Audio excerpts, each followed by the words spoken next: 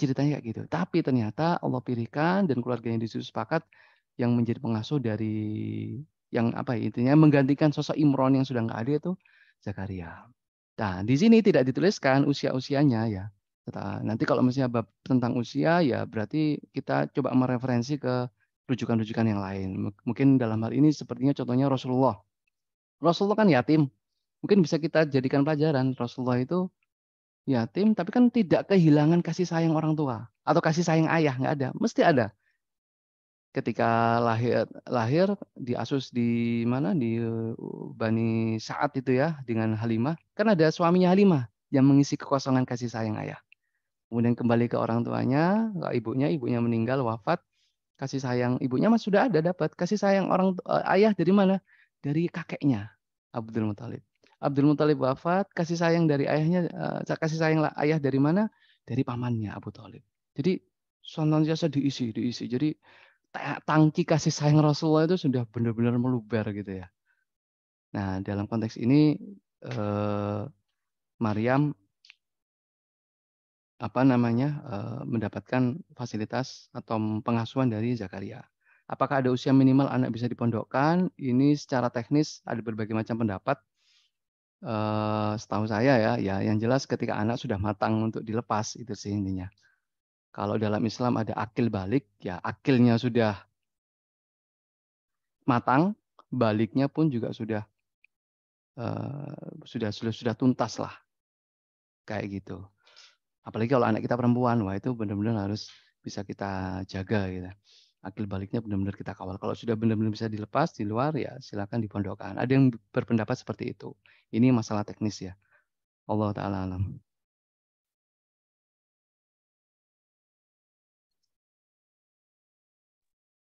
Iya, matur nuwun sangat Ustaz atas jawaban dari pertanyaan tersebut. Insya Allah kita akan sambung di lain kesempatan. Sementara akan kita cukupkan kajian pagi hari ini karena memang sekali lagi terbatas waktu.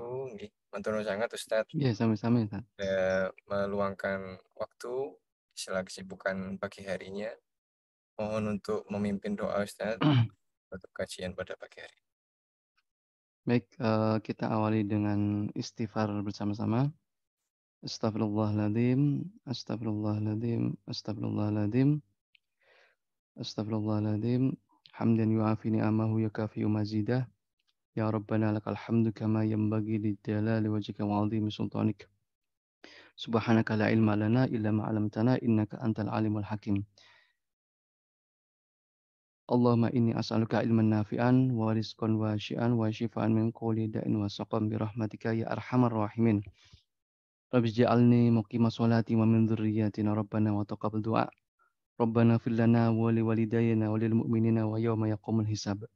Rabbi auzini an ashkura ni'mataka allati an'amta alayya wa ala walidayya wa an amalan sholihan tardahu wa aslih li fi dhurriyyati inni tubtu ilaika wa inni minal muslimin. Rabbana hab lana min azwajina wa dhurriyyatina qurrata a'yun waj'alna lil muttaqina imama. Allahumma barik lana fi asma'ina wa absarina wa qulubina wa azwajina wa dhurriyyatina wa tub alaina innaka antat tawwabur rahim waj'alna syakirina li ni'matika musnina biha alayka qabiliha wa atimmaha alaina.